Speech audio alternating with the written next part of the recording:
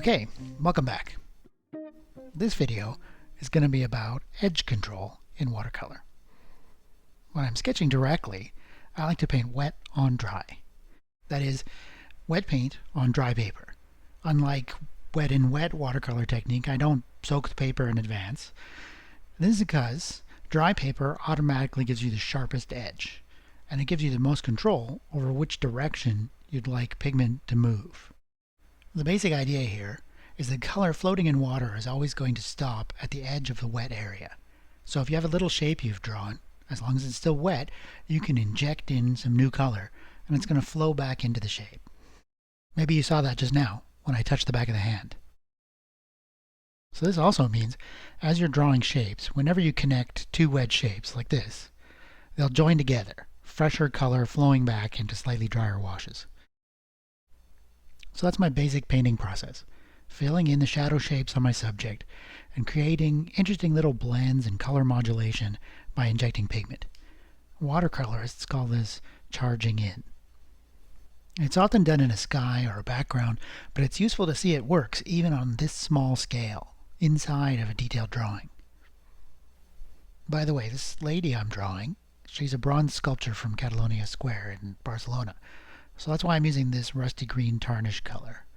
I like to make bronze effects out of perlin green, quinacridone gold, and this is a little touch of titanium white, specifically a Holbein color called gray of gray.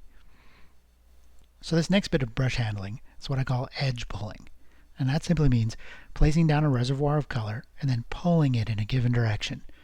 You just give it a little bit of dampness, and the pigment will flow towards the damp area of paper. Let me show you again. Place down a bit of color, clean your brush, and then come back with clear water.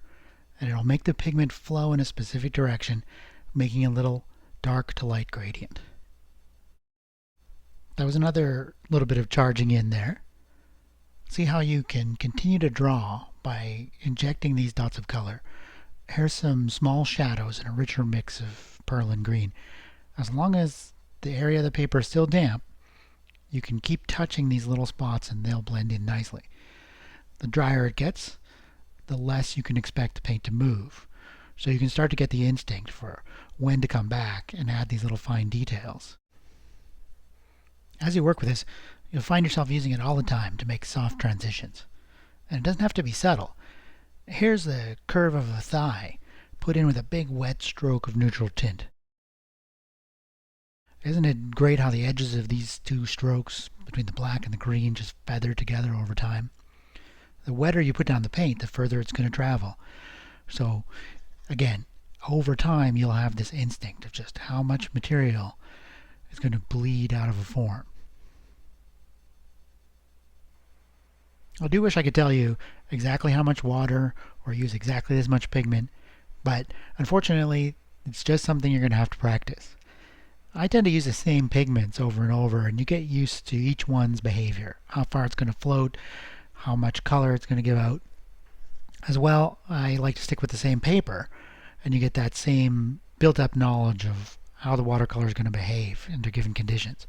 It's even different depending on the temperature and humidity.